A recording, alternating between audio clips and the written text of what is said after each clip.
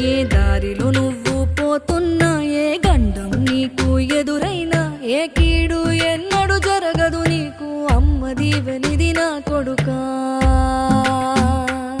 ఈ దిక్కులు నీతో కదిలేను, ఆ చుక్కలి దిష్టి తీసేను, ఏ గాలి ధూళి సోకదు నిన్ను, అమ్మ దీవెనిది నా కొడుకా.